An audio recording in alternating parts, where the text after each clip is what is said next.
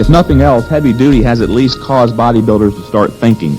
No longer do bodybuilders accept someone's training routines or diet regimen just because he has won some titles. We know by now that in the great majority of cases, it's a superior genetic predisposition that was responsible for the development of most champions. But let's go further than questioning any one individual's training practices and go right to the foundation of conventional training. Where is it ordained, for instance, that one repetition must be followed immediately by another? Who says that a weight should be used in one's exercises that is light enough or heavy enough to allow for the performance of 10 repetitions? Such questions are, of course, rhetorical, as we realize there are really no such rigid rules, and even further, these questions imply that most of us train according to tradition, convention, and imitation. No one has ever scratched in stone that one rep must immediately follow another. It just seems the natural thing to do, so why do otherwise? And what the heck, 10 is a nice, easy, round number, so why not do 10?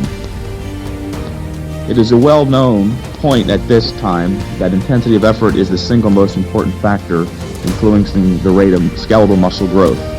Muscular effort imposes a stress on our muscles and overall physical systems, which causes us to adapt to that particular stress by developing larger and stronger muscles. And as we adapt to a certain level of training stress, such as a beginner on a basic conventional routine, by growing and getting stronger, increasingly higher levels of stress are required if we desire to continue progressing. Continuing to perform tasks or lift weights that are already well within our existing capabilities will do little, if anything, to stimulate progress. Muscular growth, you must realize, is a defense against the stress of intense muscular effort. And muscular growth will cease when the effort you are generating in your workouts is no longer intense enough to threaten the body sufficiently to cause it to defend itself. That may sound a little technical and theoretical, but I think it makes sense when you think about it. For the beginner, almost any type of training is stressful enough or intense enough to induce adaptation through size and strength increases. Going from no training at all to any type of training, even a low or moderate intensity type, represents a dramatic increase in the stress intensity that the beginner's body is normally exposed to on a day-to-day routine basis. And for a while, this will cause him to progress. Merely by adding weight to his exercises and by resting for shorter periods of time, that is, doing the same workout in less time, the beginner and intermediate bodybuilder will progress. As the beginner progresses, however, and the intermediate bodybuilder, to a more advanced stage by adding muscle, the formula becomes more and more complex due to the changes in his physiology that attend muscular growth. The larger your muscles get, the greater become the demands imposed on your body's resources and reserves during these intense muscular contractions. Physiologists have discovered that the average individual has the capacity to increase his strength and hence his ability to generate intensity by some 300%, while his ability to recover from intense stress, on the other hand, only increases by 50%. So, as we get bigger and stronger, the likelihood of overtraining increases dramatically. Many bodybuilders, or most bodybuilders, however, pursue a type of training that is just the opposite of the way it should progress. Rather than increase the intensity of their effort and reduce the duration of their effort as they progress, they do just the opposite. They decrease the intensity of their effort and prolong the duration of their effort. In other words, as they continue to progress, they think they have to make their workouts longer and longer. And invariably, what has to happen, because of the nature of the relationship between intensity and duration, the intensity decreases and their progress slows down or comes to a halt altogether. Well, about 1.5 years ago, I had reached an impasse in my progress.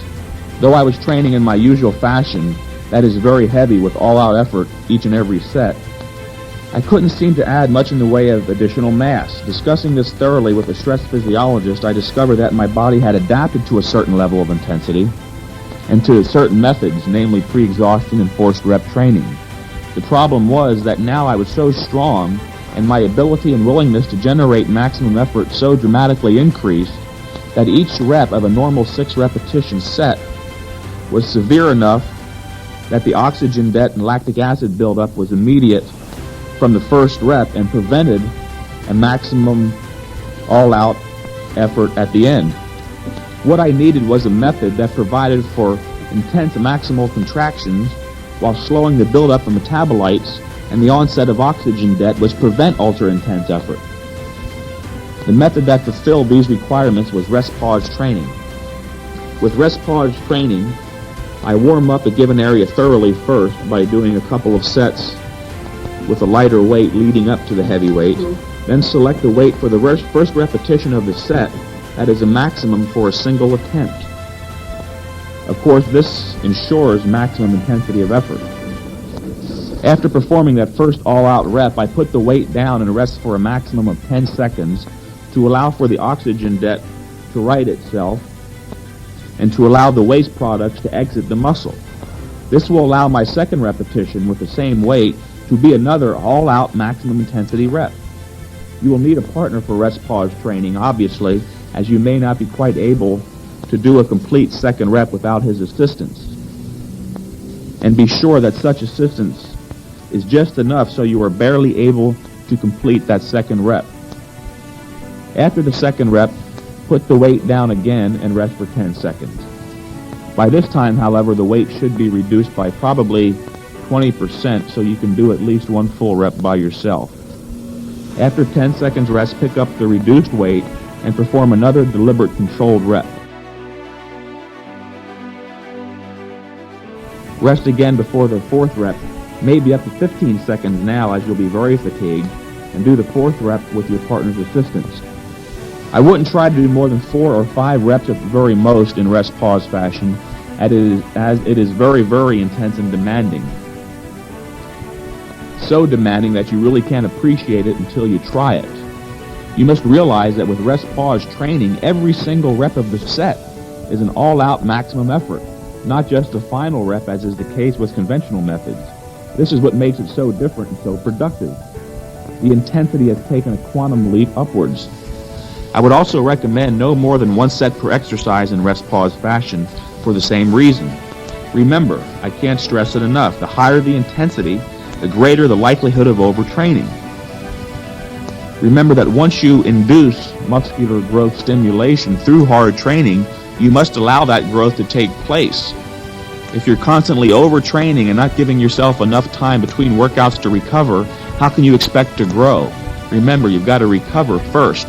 Growth takes place secondarily.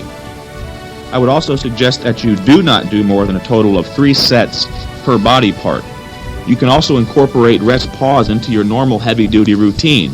For instance, when training your chest, you might do 1 set of incline presses, rest-pause style, and then proceed with 1 or 2 cycles of pre-exhaustion with forced reps and negatives and so forth. If you desire to try rest-pause exclusively, don't continue the program more than 4 to 6 weeks, as it is as mentally demanding as it is physically and can cause you to burn out and lose motivation. However, if you decide to use rest-pause, stick to the fundamental heavy-duty concepts. Number 1, perform all movements very deliberately and under control. Don't try to yank, jerk, or bounce heavy weights. That's what causes injury to the joints.